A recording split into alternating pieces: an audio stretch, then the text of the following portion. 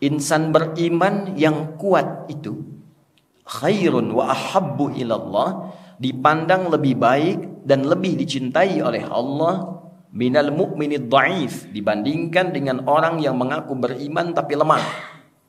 Wa fi kulli khair, dan kekuatannya ini digunakan pada beragam aspek kebaikan. Rawahu Muslim, hadis diriwayatkan oleh Imam Muslim. Hadirin, terdapat satu hadis yang didokumentasikan oleh Imam Muslim bin Hajjaj dalam kitabnya Sahih Muslim nomor hadis 2664,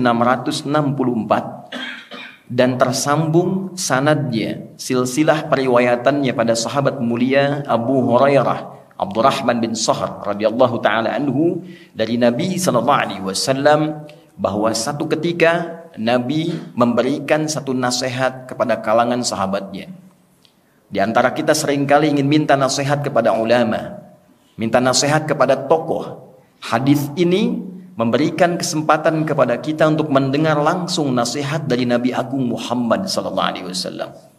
Di antara sekian nasihat beliau sampaikan, qala Rasulullah SAW, al-mu'minul qawiyyu khairun wa ahabbu ilallahi minal mu'minid dha'ifi wa fi kulli khair.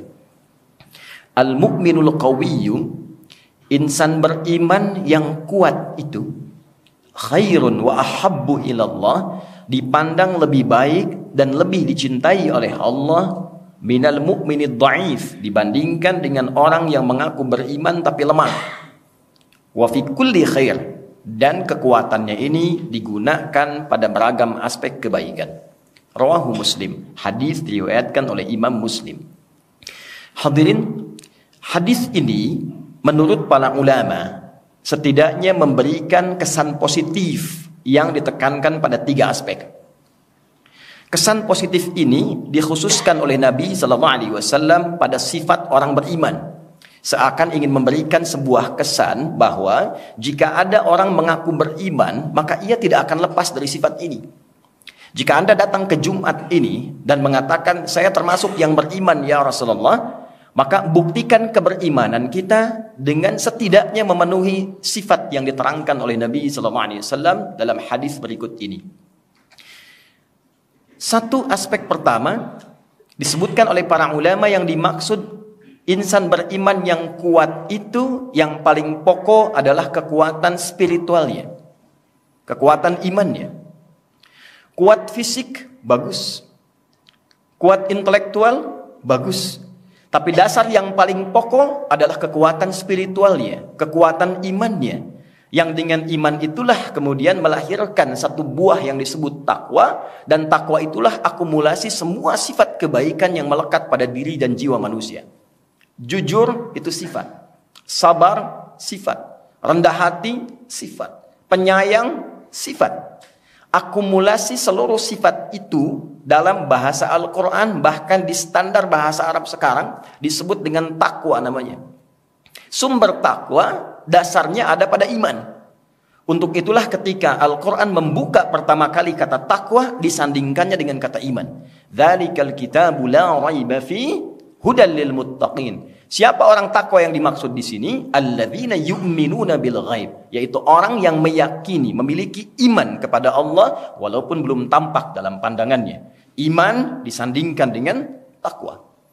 Beberapa bulan lalu kita menunaikan puasa, dibuka dengan kata iman, diakhiri dengan kata takwa. Ya ayyuhalladzina amanu kutiba alaikumus shiyam kama kutiba alal ladzina min qablikum la'allakum tattaqun. Seorang pemilik iman secara otomatis kata Al-Quran seharusnya memiliki akumulasi takwa. Jika memiliki takwa, maka secara otomatis terhimpun pada dirinya semua bekal-bekal sifat kebaikan. Orang takwa itu pasti jujur. Orang takwa itu pasti rendah hati. Orang takwa itu pasti penyayang. Menjadi suami bertakwa, suami yang sayang pada istrinya. Ayah yang takwa, ayah yang sayang pada keluarganya. Pimpinan yang bertakwa, pimpinan yang sayang pada anggotanya. Demikian sifat takwa ketika menyemai dan terkumpul dalam jiwa yang terlahir semua sifat kebaikan. Beruntung kita, seluruh instrumen kebangsaan yang melekat dan menyemai Negara Kesatuan Republik Indonesia, dasar yang melekat di dalamnya adalah sifat-sifat takwa.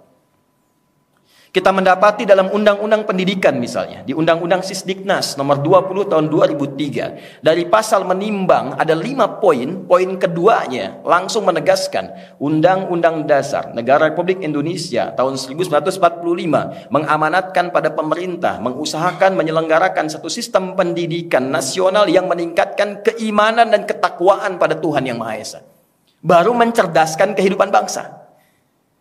Jadi orang tua kita menginginkan sebelum pintar itu, sebelum cerdas, itu takwa dulu. Karena kepintaran yang tidak disupport dengan kebaikan, itu melahirkan malapetaka. Pintar, bagus. Tapi yang pintar tidak baik, mencelakakan. Pintar dalam bidang hukum, tapi tidak baik, berpeluang memanipulasi hukum. Pintar di bidang ekonomi, tapi tidak baik, berpeluang pula menghadirkan tindakan-tindakan yang kontraproduktif. Maka undang-undang kita, dasar negara kita menyematkan takwa sebelum sifat intelektual, sifat spiritual sebelum intelektual. Kita bawa, kita tarik ke Sabta Marga TNI dari 7. 1, kami warga negara Indonesia yang bersendikan Pancasila. 2, jadi patriot. 3, kesatria. Kami kesatria Indonesia yang bertakwa pada Tuhan Yang Maha Esa, membela kebenaran, kejujuran dan keadilan. Takwa hadir di dalamnya.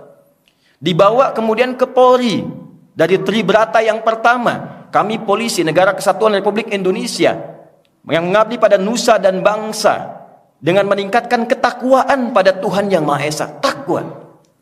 Dibawa ke kehakiman, ada 5 dasar etik hakim disebut dengan Pancadharma, dari ksatria sampai dengan tirta. Yang pertamanya disebut ksatria, kami hakim Indonesia yang meningkatkan takwa kepada Tuhan Yang Maha Esa. Bersyukur kepada Allah karena di preambul Undang-Undang Dasar 1945, negara ini sudah ditegakkan dengan dasar atas berkat rahmat Allah yang Maha Kuasa, dan ditanamkanlah sifat takwa di dalamnya. Jadi ketika Nabi mengatakan al-mu'minul qawiyyu, orang beriman yang kuat itu, sekarang Anda jadi apapun silahkan. Jadi pemimpin, bagus. Jadi birokrat, bagus. Jadi hartawan, bagus. Jadi insinyur, istimewa. Bangun bangsa ini dengan semua yang bisa kita dedikasikan. Tapi di saat yang sama, kita disebut hebat dan baik dalam pandangan Allah ketika semua kreasi kita itu didorong dengan sifat-sifat kemuliaan yang disebut dengan takwa. Itulah orang hebat yang sesungguhnya. Dasar yang kedua, tidak cukup dengan soleh saja. Tidak cukup dengan baik saja. Maka ada yang kedua tafsir ulama, al-mu'minul qawiyyu, orang beriman yang kuat itu, tafsir yang kedua adalah kuat intelektual, kuat pengetahuan. Soleh, bagus. Soleh tapi tak pintar, bermasalah. Soleh bagus tapi tak menguasai ilmu, berfatwa, bisa salah. Yang benar jadi salah, yang salah kemungkinan benar. Itulah sebabnya Nabi pernah mengatakan, hadis riwayat Muslim, nomor hadis yang ke-11, jilid pertama dari 9 jilid di Sahih Muslim.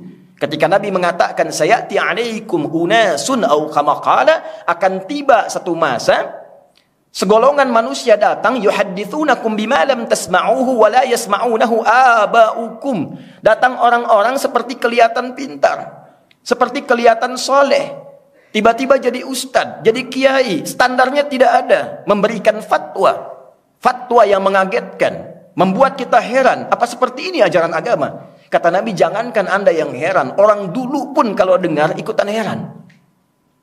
Karena itulah hadirin, datang ayat-ayat Quran untuk mensupport kita. Bahkan wahyu pertama berkata, Iqra, baca. Afala yanzuruna ilal ibili kaifa khuliqat, riset. Bahkan di dunia hewan, riset. Baru bangun tidur, langsung Nabi menyampaikan dalam hadis riwayat Abu Daud, nomor hadis 1367. Bangun dari tidur, kita sudah diminta berpikir, meningkatkan sifat intelektualitas kita, meriset semua kemungkinan di langit dan di bumi serta semesta. Inna fi khalqis samawati wal ardi wa ikhtilafil laili wan nahari la ayatil li ulil albab alladzina yadhkuruna Allaha qiyaman wa qu'udan wa 'ala junubihim. Wa yatafakkaruna fi khalqis samawati wal ard, yatafakkaruna fi khalqis samawati wal ard. Baru bangun tidur kita diminta oleh Allah sudah pintar. Itulah salat pertama kita disebut dengan subuh, dari kata asbah, artinya sesuatu yang terencana dengan baik, yang terukur, yang punya standar. Sebelum kita mengerjakan tugas, bangun, siapkan mau kerjakan apa hari ini. Rencananya apa? Planningnya apa? Jangan sampai ada orang beriman ditanya jam 7 di mana, saya belum tahu. Jam 12 mengerjakan apa, saya belum paham. Anda bangun dari tidur, sudah punya rencana, datang kepada Allah lewat sholat subuh, minta dimudahkan urusannya, dilancarkan pekerjaannya. Itulah kekuatan spiritual dan kekuatan intelektual. Anda soleh, bagus. Anda pintar, istimewa. Tapi fisiknya tidak kuat, tidak banyak yang bisa kita dedikasikan. Karena itu pada bagian yang ketiga adalah kekuatan jasmani. Kekuatan fisikal. Bagus dari dalam spiritual, bagus secara intelektual, dan kuat secara fisikal. Itulah sebabnya kita temukan kisah-kisah Nabi pun berolahraga.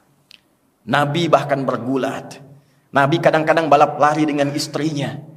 Jadi ketika dibentuk Kementerian Pemuda dan Olahraga, ada disporanya, itu bukan sekedar bagaimana memfasilitasi anak bangsa jadi kuat. Kalau kita niatkan sebagai ibadah kepada Allah, itu bagian wujud keimanan kita kepada Allah Subhanahu wa ta'ala. Maka niatkan bagaimana dengan kuatnya fisik kita bisa berbuat baik. Bukan sekedar olahraga. Kalau cuma olahraga, yang lain juga bisa. Nanti yang ditanya oleh Allah, iman Anda di mana? Iman kamu di mana? Apa yang membedakan Anda dengan orang lain? Ketika pingpong kuat, ketika sepak bola kuat, kenapa ketika Jumatan tidak kuat? Kenapa ketika baca Quran tidak kuat? Di mana spiritualnya? Kalau cuma olahraga saja, olah fisik saja, setiap orang bisa melakukan. Tapi yang dibutuhkan olah rasa, olah karya, olah raga. Sehingga kita bisa kerja cerdas, kerja keras, dan kerja ikhlas dalam kehidupan kita. Itulah satu hadis yang diingatkan oleh Nabi SAW. Semoga hadis ini memberikan motivasi lebih kepada kita yang hadir khususnya di Jumat ini untuk semakin menjadi hamba yang paripurna, kuat spiritualnya, kuat intelektualnya, dan kuat secara fisikalnya. Barakallahu li wa lakum fil Qur'anil azim wa nafa'ni wa iyyakum bima fihi minal ayati wa dzikril hakim wa taqabbala minni wa minkum tilawatahu innahu huwas sami'ul alim. Ud'ullaha yastajib lana wa lakum jami'an.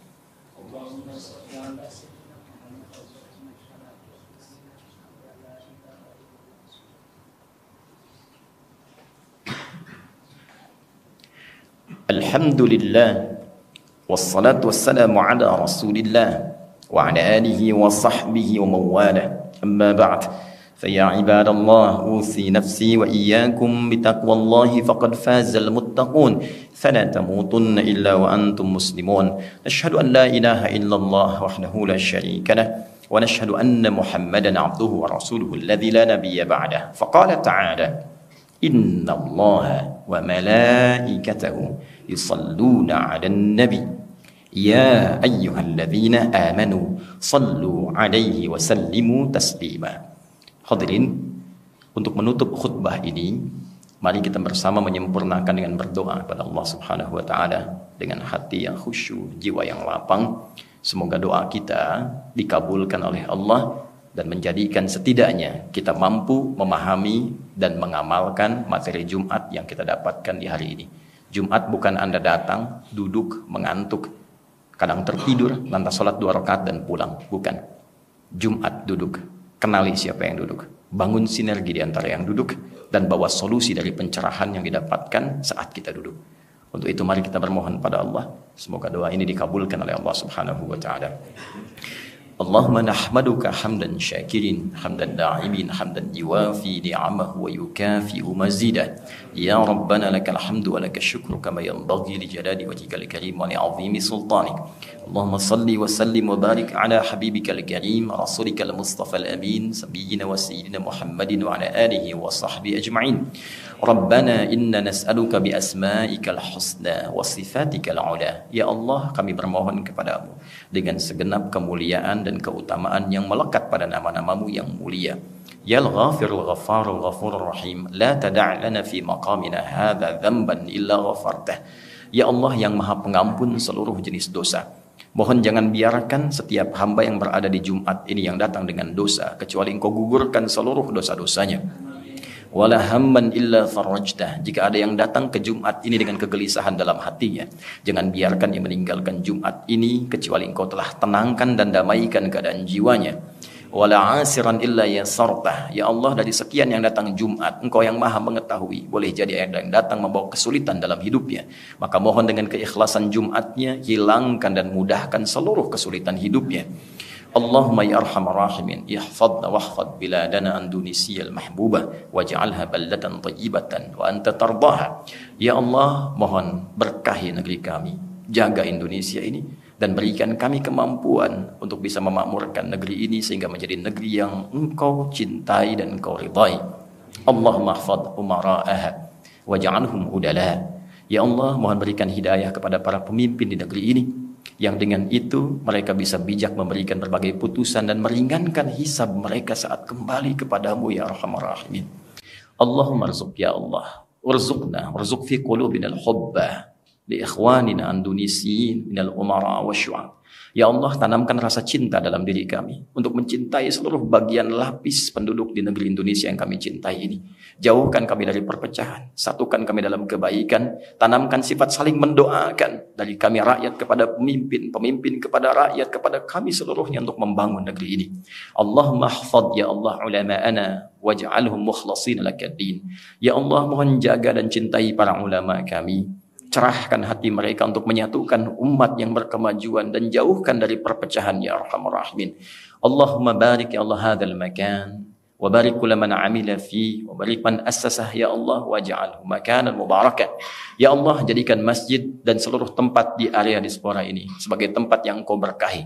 Jangan biarkan ada satu tapak pun di tempat ini kecuali Engkau berikan nilai-nilai kebaikan di dalamnya, yang menjadikan amal soleh dengan kebanggaan dibawa pulang menghadapmu ya arhamar rahimin. Allahumma rabbana atina fid dunya hasanah wa fil akhirati hasanah wa qina adzaban nar bi fadlika subhana rabbika rabbil izzati amma yasifun wa salamun alal mursalin walhamdulillahi rabbil alamin.